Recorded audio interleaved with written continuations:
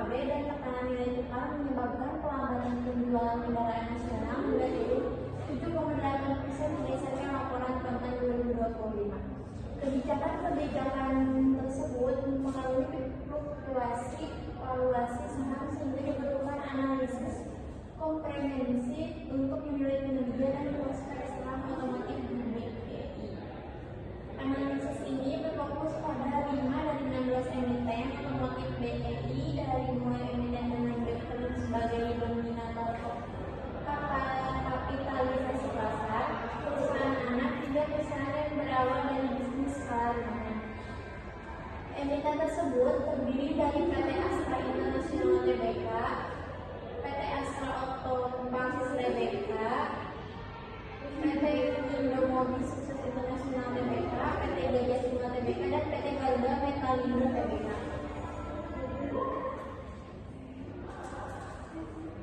Yang selanjutnya yaitu rumusan masalah. Bagaimana kondisi industri otomotif di Indonesia pada tahun 2025? Bagaimana analisis fundamental dapat menginterpretasikan kualitas saham pada PT Astra International Tbk, PT Astra Auto Parts Tbk, PT Gajah Tunggal Tbk, PT Indomobil Sukses International Tbk, dan PT Garuda Metalindo Tbk pada tahun 2025. Bagaimana analisis teknikal dapat menginterpretasikan kualitas saham pada PT Astra International Tbk, PT Astra Auto Parts Tbk, PT Gajah Tunggal Tbk, PT Indomobil Sukses International Tbk, dan PT Garuda Metalindo Tbk pada tahun 2025. Dan selanjutnya apa saja rekomendasi perusahaan otomotif pada tahun 2025?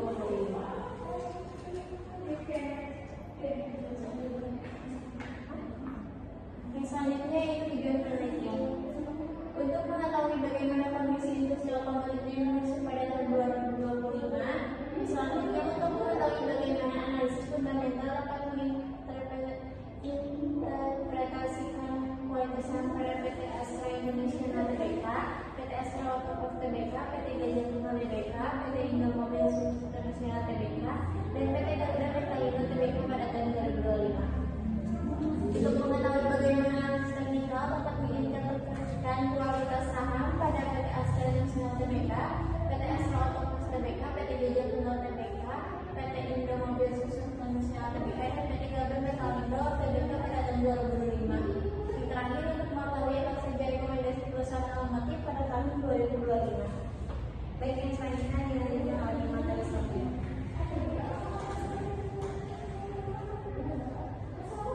Selanjutnya ada pengertian dari saham. Nah, saham ini adalah bukti dari kepemilikan seseorang terhadap sebuah perusahaan. Pemilik saham berhak mendapatkan sebagian laba perusahaan dan memiliki hak suara dalam RUPS. Adapun menurut ahli, yang pertama ada Tirtono Darmaji dan Hendi tahun 2006 halaman 6, yaitu saham dapat diartikan tindakan kepemilikan perusahaan. Kemudian menurut Lesnan tahun 2005 saham adalah hak atas kekayaan dan potensi perusahaan. Kemudian menurut Ruskin tahun 2006 saham adalah sertifikat hak atas pendapatan dan aset. Jadi secara umum saham bisa disebut sebagai instrumen investasi yang memberikan keuntungan finansial sekaligus hak kepemilikan. Yang selanjutnya, di sini ada jenis saham, ada berdasarkan hak lain, yaitu saham biasa. Saham ini yang paling banyak diperdagangkan, pemiliknya juga punya hak suara di RUPS, berhak menerima dividen jika perusahaan mampu dan jika perusahaannya bangkrut. Posisi pembayaran pemilik saham biasanya berada paling akhir. Kemudian ada saham preferen, yaitu saham yang memberikan hak dalam hak istimewa kepada pemiliknya. Ciri-cirinya itu mendapatkan prioritas utama dalam distribusi dividen, tidak memiliki hak suara dalam pengambilan keputusan, memiliki prioritas dalam pembayaran atas nilai nominal saham saat perusahaan likuiditasi. Nah, ini merupakan gabungan antara saham biasa dan juga obligasi. Nah, selanjutnya ada berdasarkan cara peralihannya, yaitu ada saham atas ujung, yaitu saham yang tidak mencantumkan nama pemilik, sehingga mudah dipindahkan, tapi resikonya itu tinggi karena rawan penyalahgunaan. Kemudian ada saham atas nama, yaitu mencantumkan nama pemilik dan proses perpindahan harus melalui prosedur resmi sehingga lebih aman secara hukum. Yang selanjutnya ada berdasarkan kinerja perdagangan, yaitu ada blue chip stock, yaitu perusahaan besar, stabil dan juga rutin membagikan dividen. Kemudian ada income stock, yaitu dividennya tinggi dan juga konsisten. Kemudian ada growth stock, yaitu perusahaan bertumbuh pesat dan juga jarang membagikan dividen. Ada spekulatif stock, yaitu mempunyai resiko yang cukup tinggi, tapi potensi untungnya juga cukup tinggi. Ada yang terakhir counter cyclical stock, yaitu tidak terpengaruh oleh kondisi ekonomi seperti di sektor kesehatan dan juga energi. Yang selanjutnya ada harga saham. Nah, saham itu mempunyai beberapa jenis harga yang perlu diketahui. Yang pertama itu ada harga nominal. Nah, harga nominal ini yang tertulis di sertifikat saham, kemudian ditetapkan saat penerbitan. Kemudian yang kedua ada harga perdana atau IPO, yaitu harga saat pertama kali saham itu dijual ke publik. Kemudian yang ketiga ada harga pasar, yaitu harga yang terbentuk dari transaksi investor di pasar sekunder. Dan ini adalah harga yang biasanya kita lihat setiap hari di Bursa Efek Indonesia. Yang selanjutnya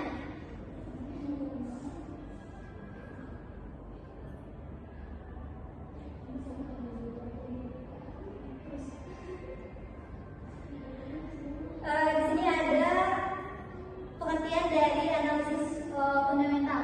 Nah, analisis fundamental ini merupakan metode untuk mengetahui nilai intrinsik sebuah saham dengan mempelajari kondisi ekonomi, industri, dan juga perusahaan.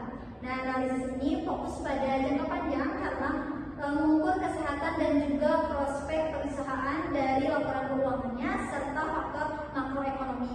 Nah, 3 tingkat analisis fundamental atau top-down approach. Yang pertama itu ada analisis ekonomi atau makro.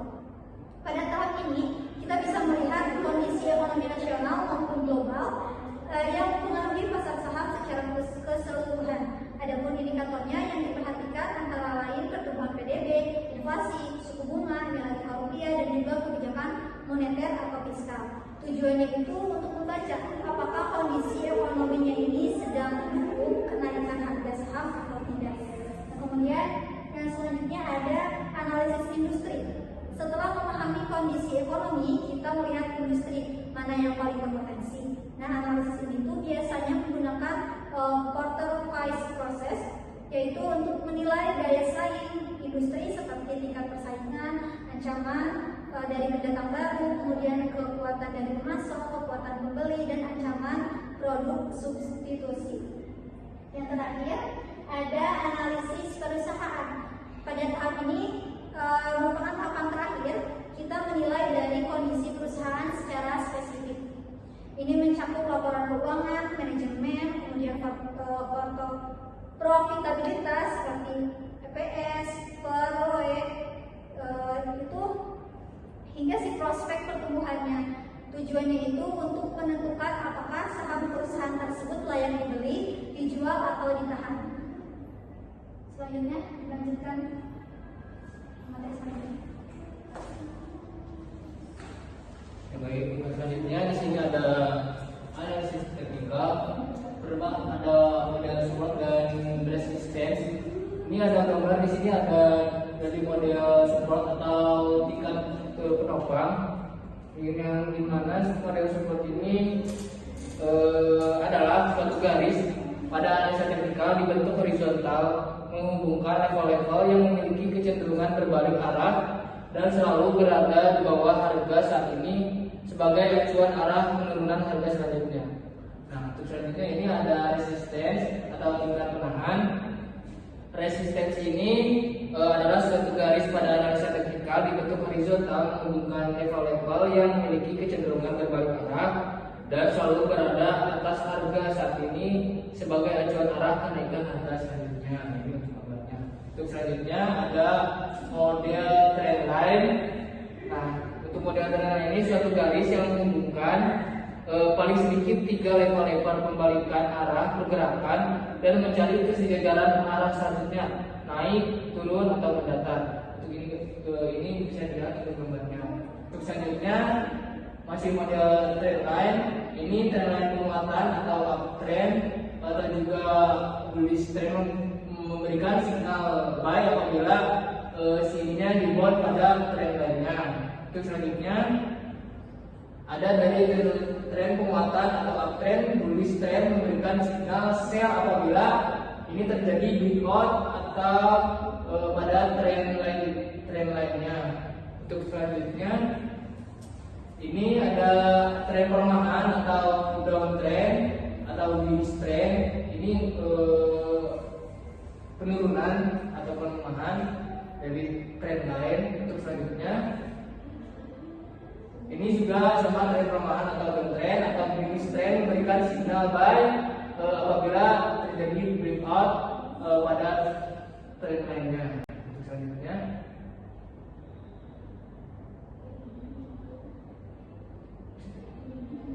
lanjut.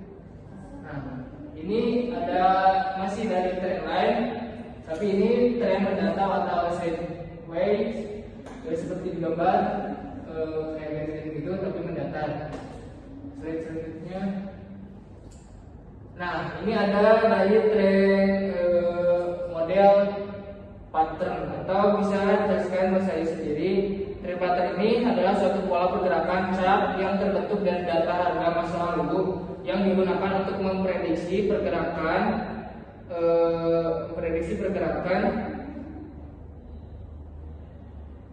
masa depan. Pada data ini yang dipakai adalah psikologis harga yang mencerminkan arah pergerakan selanjutnya. Signal yang dihasilkan pada chart pattern terjadi menjadi dua, yaitu lanjutan arah tren kemudian kembalikan arah tren. Ini ada contoh dari head and shoulders. Seperti gambar ada headnya di atas, shoulder yang itunya di sisi. Kemudian selanjutnya ada double top. Untuk double top ini untuk di atasnya top-topnya 2 kali seperti di gambar. Untuk selanjutnya, nah selanjutnya ada overview industri otomotif. Industri otomotif adalah suatu industri yang merancang, mengembangkan dan memproduksi, memasarkan serta menjual kendaraan bermotor. Industri otomotif ini mencakup manufaktur mobil, suku cadang, dan aksesoris. Ini menurut Gapkindo tahun 2025. Peningkatan signifikan dalam penjualan wall sales mobil nasional pada Oktober tahun 2025 mencapai 74.020 unit yang naik 19,23% ini dibandingkan di bulan sebelumnya. Angka ini merupakan rebound setelah 6 bulan rata-rata penjualan bulanan hanya 59.381 unit. Sedangkan ini dalam jangka menengah, keberhasilan emiten bergantung pada pengelolaan turnover inventory, perluasan modal kendaraan, dan pemanfaatan dukungan pemerintah. Nah, untuk tantangan struktural ini seperti inflasi biaya hidup dan bunga yang tinggi tetap perlu diwaspadai karena dapat menghambat minat pembelian mobil baru. Selanjutnya ini ada gambaran umum terkait. Yang pertama ada PT Astra International Tbk atau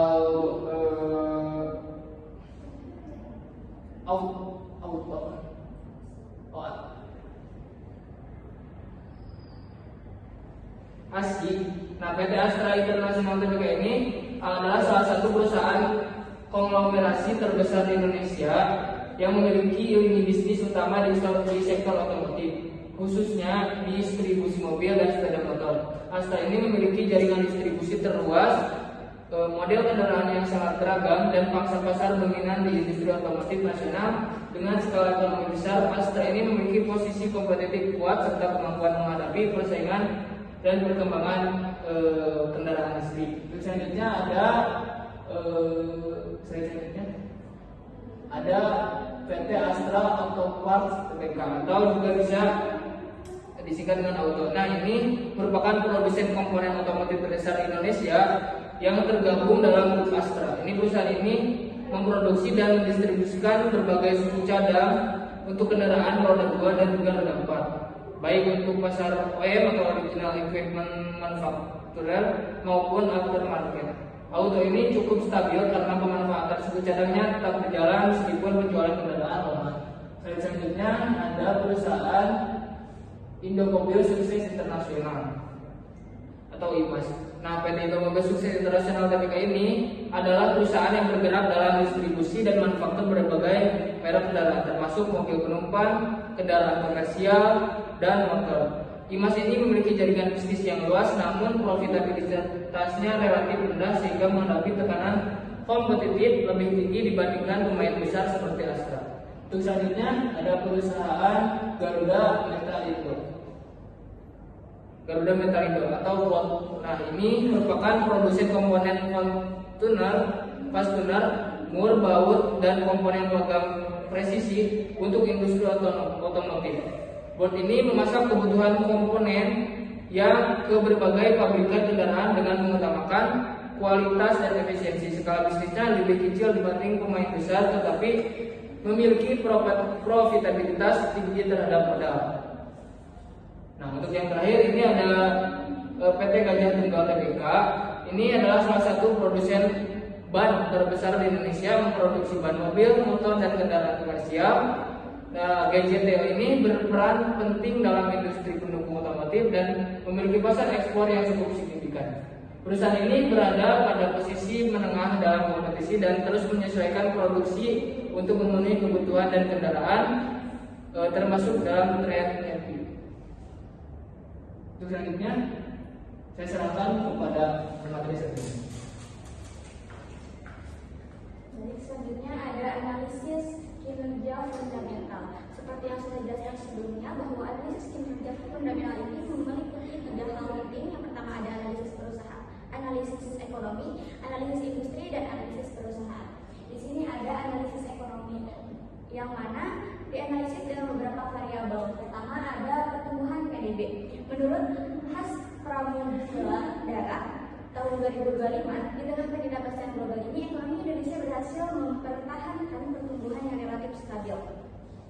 Kuartal pertama 2025 mencatatkan pertumbuhan sebesar 4,87% yang didukung oleh konsumsi rumah tangga dan merupakan kontributor terbesar terhadap produk domestik bruto. Sementara itu, pada kuartal 3 sumber penopangnya adalah industri pengolahan, yaitu sebesar 1,13%, kemudian perdagangan dengan kontribusi 0,72%, kemudian informasi dan komunikasi sebesar 0,63%, dan pertanian sebesar 0,61%. Adapun selanjutnya ada data inflasi, bisa dilihat di graf di atas bahwa data inflasi ini mendukung analisis sebelumnya, di mana pertumbuhan PDB berbanding lurus dengan tingkat inflasi. Jadi mana data menunjukkan bahwa kondisi inflasi di Indonesia masih tergolong stabil dengan tingkat inflasi MOM sebesar 0,42% dan tingkat inflasi YoY sebesar 2,65%, dan nilai indeks harga saham konsumen atau IHK juga 108,74. Hal ini menunjukkan bahwa harga kebutuhan mengalami kenaikan ringan dibandingkan dengan tahun-tahun sebelumnya. Selanjutnya ada suku bunga acuan atau BI rate. Berdasarkan data yang sudah kami kumpulkan, per tahun 2025 ini BI rate cenderung fluktuatif namun mengalami penurunan. Menurut Ewanto pada tahun 2025, ketika suku bunga menurun, perusahaan lebih mudah ekspansi, konsumsi naik, dan saham cenderung menguat. Selanjutnya, di sini ada kurs rupiah. Berbeda dengan pernyataan-pernyataan sebelumnya, di mana kurs rupiah ini mengalami depresiasi, di mana ketika rupiah terdepresiasi hingga menembus 16.700 pada terakhir depresiasi, maka biaya impor secara otomatis akan meningkat dibandingkan ketika kursnya berada di bawah level tersebut. Menurut Widyatama 2025. Selanjutnya ada anggaran defisit. Defisit APBN hingga 30 September 2025 tercatat sebesar 371,5 triliun rupiah, yang mana ini dibiayai melalui kombinasi pembiayaan utang terutama dari penerbitan SBN baik domestik maupun global, serta sumber pembiayaan lain seperti pinjaman program dan cash management pemerintah. Selanjutnya ada investasi. Data realisasi investasi untuk yang triwulan 3 tahun 2025 menunjukkan tren positif. Realisasi investasi mencapai 491,4 triliun rupiah. Ini tumbuh sebesar 13,9% year-on-year dan berkontribusi sekitar 25,8% terhadap target investasi nasional pada tahun 2025. Tren ini melanjutkan kinerja triwulan 1 yang juga mencatat realisasi sebesar 465,2 triliun rupiah dengan kenaikan 15,9% year-on-year, menunjukkan bahwa minat investor dengan kondisi ekonomi Indonesia saat ini masih tetap tinggi. Kemudian selanjutnya ada neraca perdagangan dan pembayaran. Sejak kuartal 2 tahun 2024, ketika defisit sebesar 3,0 miliar US dollar setara dengan 0,8% dari PDB negara, defisit pendapatan primer sebesar 9,83 miliar US dollar, sementara defisit rekening jasa menyempit menjadi 5,51 miliar US dollar. Sementara itu, surplus perdagangan naik menjadi 10,58 miliar US dollar dan surplus pendapatan sekunder meningkat menjadi 1,74 miliar US dollar. Selanjutnya ada analisis industri, di mana analisis ini menggunakan teori Calder's Five Forces. Dengan variabel yang pertama adalah ancaman pendatang baru.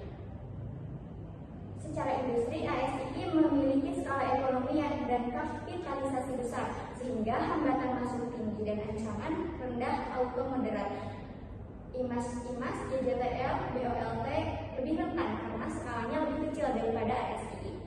Adapun terkait daya tawar pembeli, penjualan mobil melemah, pembeli semakin sensitif dengan harga. Dampak paling besar adalah untuk perusahaan ASI, IMAS, BOLT, dan sedangkan auto dan DJTL lebih stabil karena memiliki sektor lain di suku cadang dan aftermarket yang tetap dibutuhkan. Selanjutnya ada persaingan antar pemain. Industri kompetitif dengan banyak pemain besar sampai menengah dan kecil. ASI kuat di industri dan merek auto dan DJTL bersaing di komponen atau ban, dan IMAS di merek tertentu. BOLT bersaing pada efisiensi dan kualitas sebagai pemasok. Adapun dari segi produk substitusi, IMAS meningkat pesat sebagai substitusi ASI, memperluas portofolio ke dalam kendaraan listrik, dan auto juga menyesuaikan komponen kendaraan listrik sesuai dengan permintaan pasar. IMAS memasuki motor listrik dan DJTL memerlukan inovasi. Adapun BOLT harus menyesuaikan customer untuk platform kendaraan listrik. Selanjutnya ada daya tawar pemasok. Secara umum, pemasok lemah, ASI, auto, DJTL lebih unggul karena manufaktur dan jaringan pemasok masih tergolong pemasok yang lokal, sedangkan IMAS dan BOLT lebih tertekan karena lebih ketergantungan terhadap produk-produk atau bahan baku impor.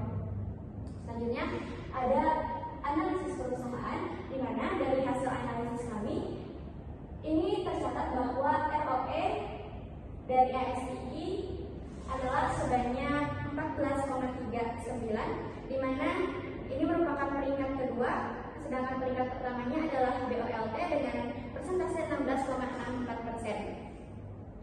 ASI memiliki performa yang paling seimbang dengan profitabilitas kuat, yaitu ROE sebesar 14,39%, ROA 6,46%, EPS dan DPS tertinggi. Kemudian auto, efisiensi aset terbaik. Ini dilihat dari ROA sebesar 9,01% dan profitabilitas solid, kinerja operasional efektif dan konsisten. Sedangkan untuk IMAS, kinerja paling lemah. Ini dilihat dari ROE yang sangat kecil sebesar 3,13% dan ROA juga sangat kecil 0,57%. Dan EPS dan DPS pun sangat rendah. Ini menunjukkan tantangan yang besar dalam profitabilitas. Sedangkan untuk DJTL sendiri, kinerja menengah dengan EPS yang baik, namun memang ROE dan ROA-nya lebih rendah dibandingkan dengan pemain utama yang tadi disebutkan ASI dan juga Auto. Adapun untuk BOLT, ROE dan ROA-nya tertinggi, tetapi EPS rendah dan volatil. Profit tinggi terhadap modal, namun skala bisnis relatif kecil. Adapun yang terakhir di sini ada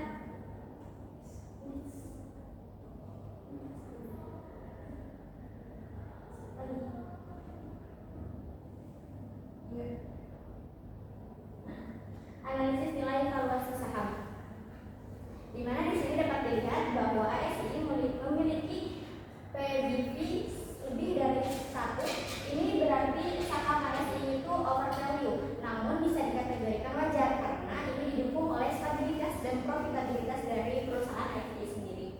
Kemudian yang kedua ada Auto memiliki PBV kurang dari 1. Ini berarti bahwa saham dari Auto ini undervalue. Ini menarik terutama karena perusahaan ini juga memiliki ROA tinggi dan EPS yang cukup besar. Selanjutnya ada IMAS. Ini memiliki PBV kurang dari 1 juga dan undervalue, namun hal ini justru menunjukkan masalah fundamental karena dilihat dari analisis sebelumnya bahwa PBV rendah sejalan dengan ROE dan ROA serta EPS dan juga DPS yang semuanya menunjukkan kinerja yang lemah. Adapun untuk DJTL memiliki PBV kurang dari 1.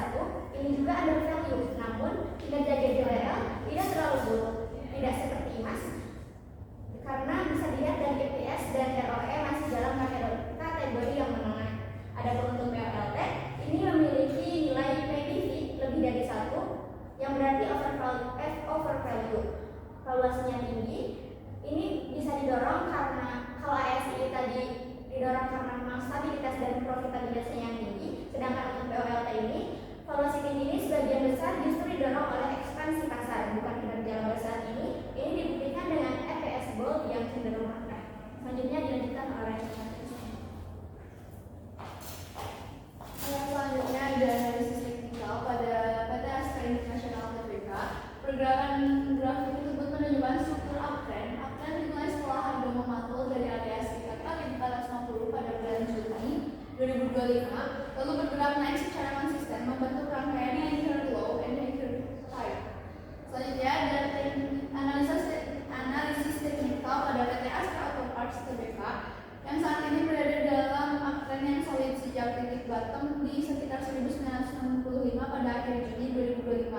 Bergerak membentuk pola higher low dan higher high yang merupakan ciri utama tren naik yang sangat sehat. Yang ketiga ada analisis teknikal pada PT Indomobil Sukses International Tbk. Pergerakan harga saham emiten Dimas saat ini berada dalam fase sideways. Harga terus bergerak di dalam rentang konsolidasi antara support di area 795 sampai 790 dan resistance di 1215 sampai 1025. Selanjutnya ada analisis teknikal pada PT Gajah Tunggal Tbk. GJTL saat ini berada dalam fase sideways dengan support kuat di 980 sampai 1019 dan resistance utama di 1215. Selama harga mampu bertahan di atas 1045 sampai 1050, potensi pengujian resistance 1215 masih terbuka. Selanjutnya ada analisis teknikal pada PT Garuda Metalindo Tbk. BOLT berada dalam fase downtrend sejak Maret sampai Agustus ditandai oleh slope menurun dan harga yang konsisten berada di bawah. BOLT masih berada dalam fase bearish dan sinyal pembalikan baru valid jika harga kembali dengan volume yang meningkat. Selanjutnya ada rekomendasi saham. Pada emiten Auto, alasan utamanya yaitu ROE dan ROA sangat tinggi, efisiensi baik, profit stabil bagian dari ekosistem Astra. Lalu penilaian valuasinya juga PBV kurang dari 1 atau undervalued, PE-nya rendah, teknikalnya stabil positif dengan catatan rekomendasi terbaik untuk akumulasi. Selanjutnya pada ASI, fundamentalnya paling kuat dan stabil,